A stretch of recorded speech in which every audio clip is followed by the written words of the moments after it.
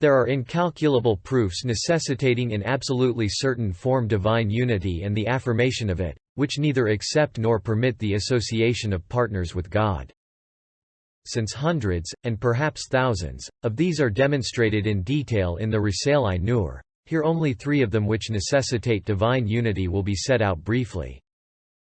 The first, according to the testimony of the wise and discerning acts which are to be observed in the universe, creatures are made through the limitless attributes and names of an all-wise sovereign, one perfect and mighty whose knowledge and power are absolute. Yes, it may be surmised certainly from the works in the universe, that their Maker possesses sovereignty and rulership at the degree of absolute dominicality, and grandeur and magnificence at the degree of absolute might, and perfection and self-sufficiency at the degree of absolute Godhead, and that his activity and rule are absolutely without restriction or limit. These are understood clearly, and are visible. As for sovereignty, grandeur, perfection, self-sufficiency, absoluteness, comprehensiveness, unrestrictedness, and unlimitedness, they necessitate unity and are opposed to partnership. The testimony to unity of sovereignty and rulership. This has been proved with complete certainty in numerous places in the Risale-i Nur. A brief summary is as follows.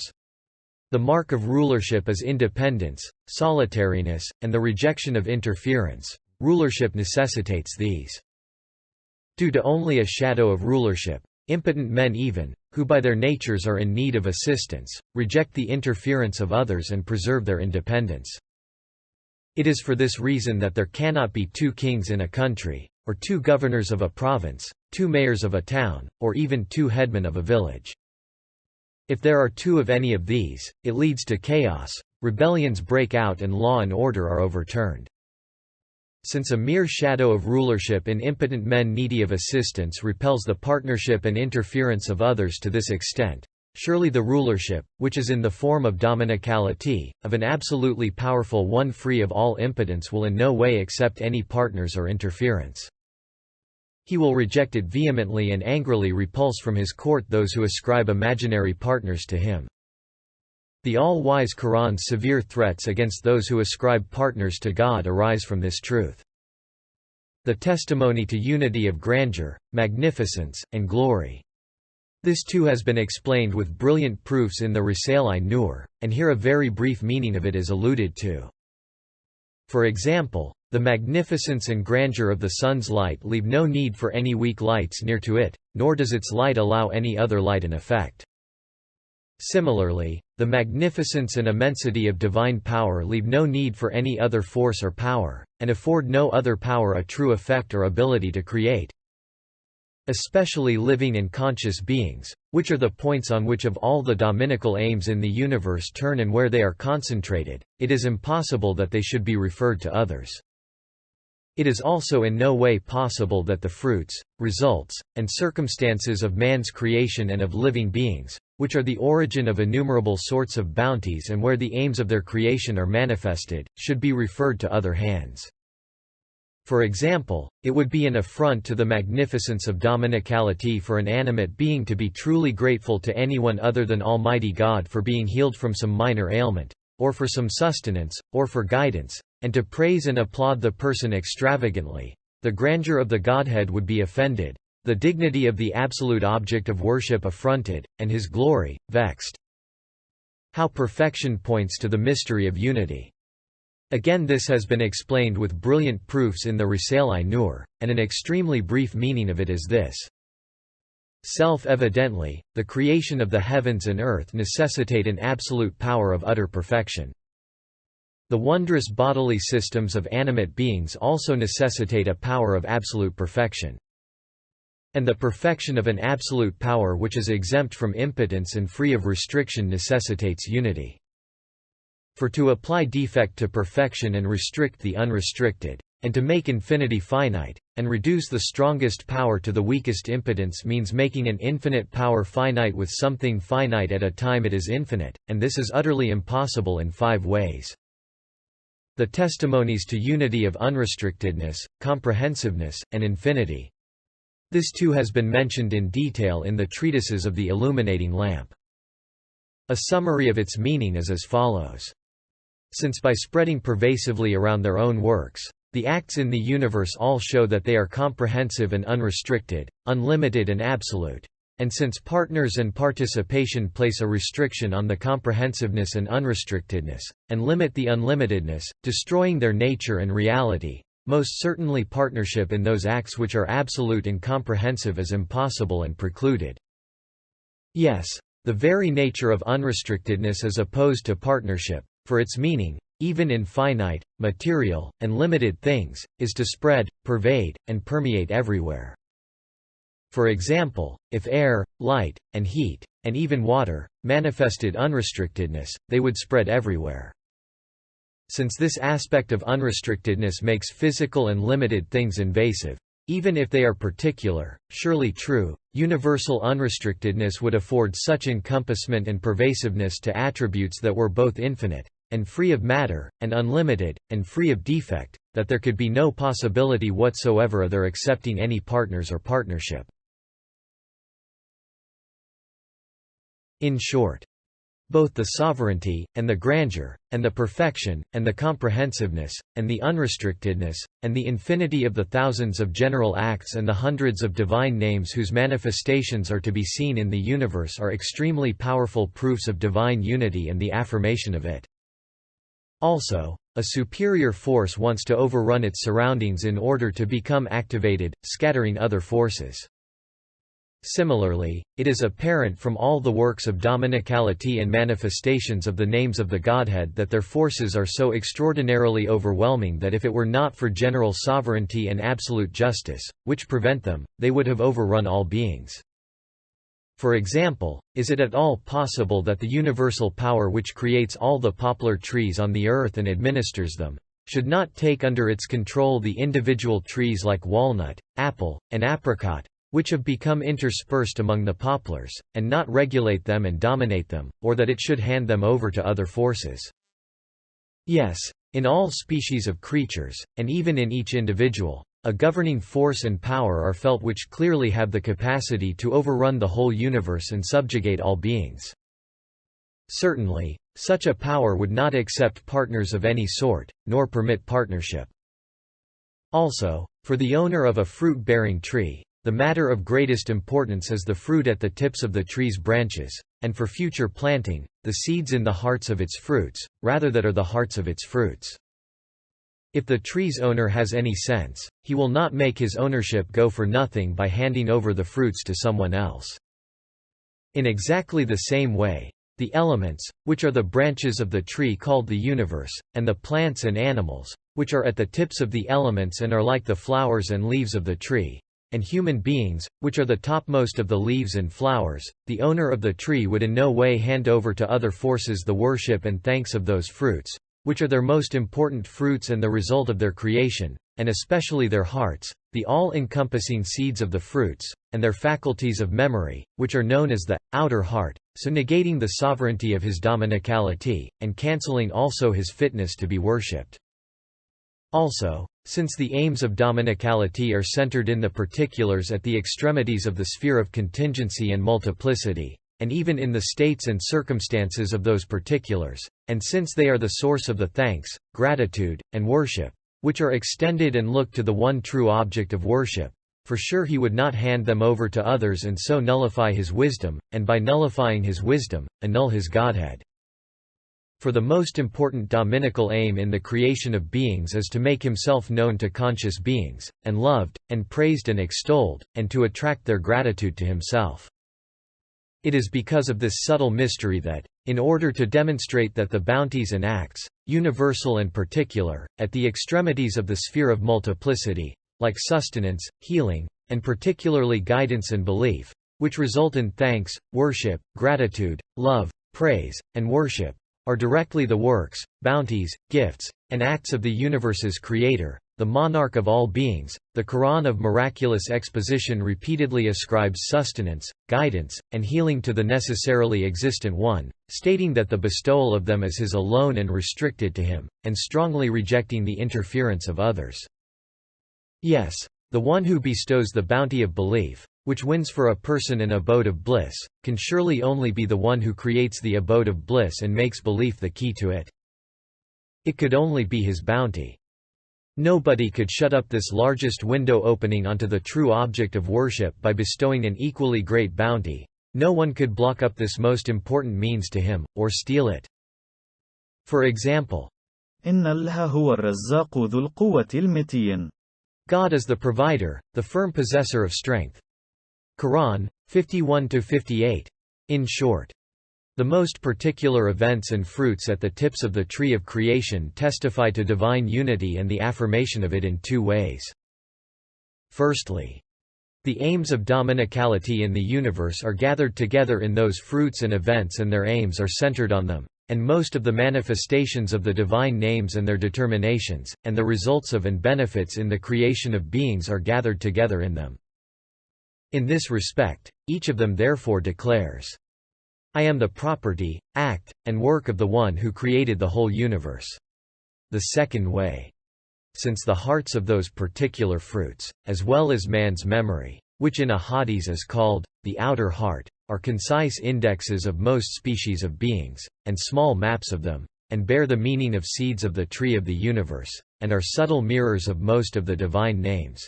And since hearts and memories, which are all similar and bear the same stamp, spread pervasively throughout the universe, they look to the one who holds the whole universe in the grasp of his power, and they each declare, I am the work and art of him alone. Note: Hadith, the term expressing the words, deeds and approvals of the Prophet Muhammad.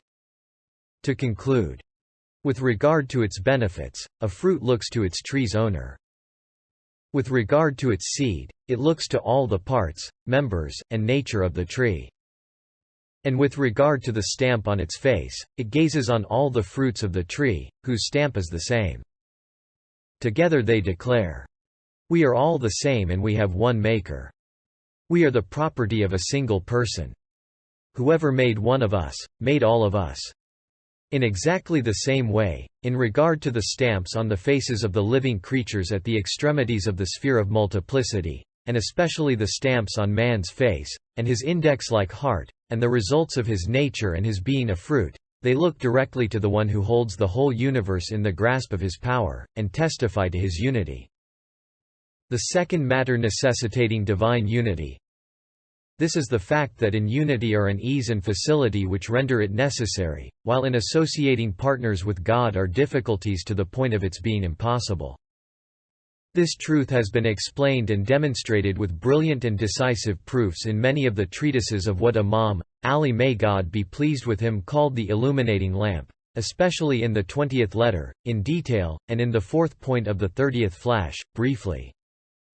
It has been demonstrated with most powerful proofs that if all things are attributed to one single being, the creation and regulation of the universe are as easy as the creation and regulation of a tree.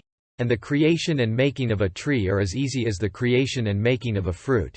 And the origination and management of the spring are as easy as the origination and management of a flower. And the administration and raising of a species containing numerous members are as free of trouble as the administration and raising of a single individual.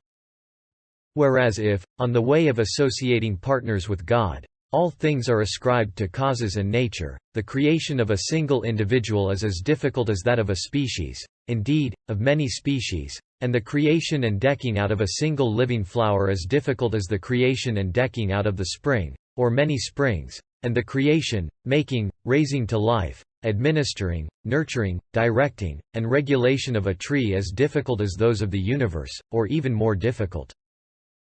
Since the reality of the matter has been thus proved in the illuminating lamp, and since as we see plainly before us, together with the very highest degree of art and the greatest value there is a superabundance of beings, and together with being wondrous machines with numerous miraculous components and members, all living creatures come into existence in absolute profusion infinitely easily with extraordinary speed, just like striking a match. It demonstrates necessarily and self-evidently that the profusion and ease arise from unity and from their being the works of a single being. Otherwise, it would not be cheapness, abundance, speed, ease, and value. A fruit that is now obtained for 5 para would not have been obtainable for 500 lira, or would have been so rare as to have been unobtainable. and the creation of living beings, which resemble regular machines that work like setting a clock or turning on an electric switch, would have been so difficult as to have been impossible, and some animals who come into existence together with all their bodily systems and vital conditions in a day, or an hour, or a minute, would not have come into existence in a year, or a century, or perhaps ever at all. It is proved in 100 places in the illuminating lamp, so decisively as to silence the most obdurate denier, that if all things are ascribed to the single one of unity, they are as easy, swift, and cheap as a single thing.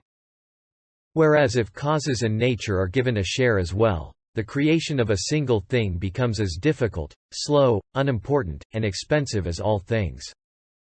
If you want to see the proofs of this truth, you may refer to the 20th and 33rd letters, the 22nd and 32nd words, the 23rd flash, which is about nature, and the 30th flash, which is about the greatest name, particularly its 4th and 6th points, which are about the names of single and self-subsistent respectively. There you will see that it has been proved with the certainty of 2 plus 2 equaling 4. Here, only one of those hundreds of proofs will be alluded to, as follows. The creation of things is either from non-existence, or from the elements and other beings in the form of composition. If attributed to a single being, that being is bound to have all-encompassing knowledge and power that prevails over all things. In this way, the giving of external existence to things whose forms are present in his knowledge or who exist as knowledge, and bringing them out of apparent non-existence, is as easy and simple as striking a match or spreading a special liquid over invisible writing in order to reveal it, or transposing an image from photographic film to paper. Through the command of be. And it is, the Maker brings into external existence from apparent non-existence things whose plans, programs, and shapes and proportions are present in his knowledge. If it is in the form of composition and art, and not creating from non-existence and nothing, and in the form of gathering together from the elements and surroundings, it resembles the members of a regiment mustering at the call of a bugle after having dispersed to rest, and the soldiers collecting together in regular and orderly fashion, and in order to facilitate this exercise and preserve their positions, the whole army being like the power, law, and eye of its commander. In exactly the same way, as though they were the power, law, and officials of the monarch of the universe, the minute particles under the command of that monarch, together with the beings with whom they have contact, are mobilized according to the principles of his knowledge and determining and the laws of his pervasive power. In order to form a living being, they assume a specified measure and proportion, which resembles an immaterial mold specified by divine knowledge and determining, and there they stop. If things are referred to different hands and causes, and to nature, then as all the reasonable agree, no cause can in any way create from nothing and non-existence. For causes do not possess comprehensive knowledge and all-pervading power, and non-existence would not be only apparent and external, it would be absolute. And absolute non-existence can in no way be the source of existence. In which case, creation would be in the form of composition. But if in the form of composition, the particles of a fly or a flower could come together only with innumerable difficulties after collecting the body of a fly and parts of a flower from all over the earth and passing them through a fine sieve. Even having come together, since there would be no immaterial molds existing as knowledge to preserve them in orderly form without dispersing, physical, natural molds, in fact molds to the number of their members, would be necessary so that the particles that had come together could form the bodies of those living creatures. Thus, the ascribing of all things to a single being is so easy as to be necessary, and the attributing of them to numerous causes so difficult as to be impossible and precluded. Similarly, if all things are ascribed to the single one of unity, they become valuable, full of art, meaningful, and powerful to the utmost degree at the same time as being infinitely cheap. While if, on the way of associating partners with God, they are ascribed to numerous causes and nature, they become valueless and completely lacking in art, meaning, and power, as well as being infinitely expensive. For since a man who joins the army becomes connected with its commander-in-chief and he relies on him, he gains the potential moral support of the army, if it is necessary. And since the power of the army is his reserve force, he acquires a physical strength far exceeding his individual strength. And since because the army carries them, he is not compelled to carry the sources of that significant strength of his and his ammunition, he will be able to carry out superhuman works. Despite being a single private soldier, he may capture an enemy field marshal, or compel all the inhabitants of a town to migrate, or capture a citadel. His works will be extraordinary and of great worth. If, however, he leaves the army and remains on his own, he will lose that miraculous moral strength, power, and force, and be able to perform only insignificant, valueless works in accordance with his personal strength like a common irregular soldier. His achievements will diminish proportionately. In exactly the same way, since on the way of divine unity everything becomes connected with the all-powerful One of Glory and relies on him, an ant may defeat the pharaoh, a fly vanquish Nimrod, and a microbe subdue a tyrant. So too a seed the size of a fingernail may bear on its shoulders a tree the size of a mountain, and be the source of all the tree's parts and members and their workbench. All particles, too, through that connection and reliance, may perform innumerable duties in the formation of bodies, which are of innumerable sorts and arts. The works in which those minuscule officials and tiny soldiers are employed are infinitely perfect and of the highest art and value. For the one who makes them is the all-powerful One of Glory, it is he who put the works in their hands, making them avail. Whereas if attributed to causes on the way of associating partners with God, the works of the ant would have been as insignificant as the ant, not an atom's worth of value would have remained in the particle's art, and everything would have lost all value both in meaning and physically so that no one would give a farthing for the vast world. Since the reality is this, and since as we see with our own eyes everything is infinitely valuable, and full of art, and meaningful, and powerful, most definitely there can be no way other than the way of divine unity. If there was, it would be necessary to change all beings, empty the world into non-existence, and then refill it with meaningless junk, so that a way could be opened up to associating partners with God. So now you have heard a brief summary of only one of the hundreds of proofs which elucidate the affirmation of divine unity in the Risale-i-Nur, which in the words of Imam Ali, may God be pleased with him, is Siraj an-Nur, the illuminating lamp, and Siraj as-Surj. You may make analogies with this for the others. The third matter necessitating divine unity.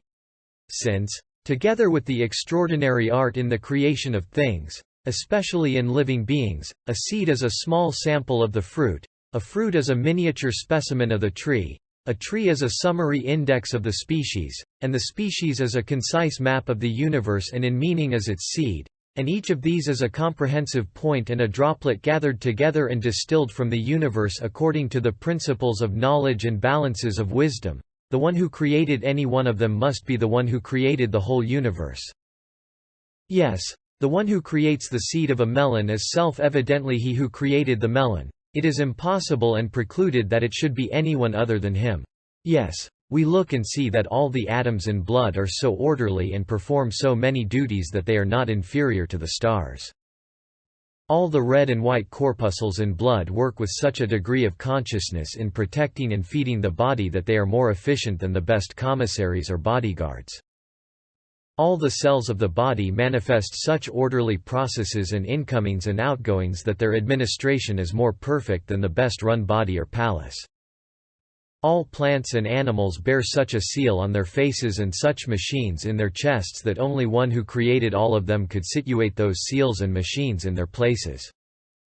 And all the species of living beings have spread over the face of the earth in such orderly fashion and have intermingled with the other species having mutual relations with them, that one who could not simultaneously create, administer, regulate, and raise all those species, and not place that veil on the face of the earth, and not weave that most ornate, artistic, living tapestry with its warp and weft of the 400,000 plant and animal species, one that could not do all these could not create and administer a single species.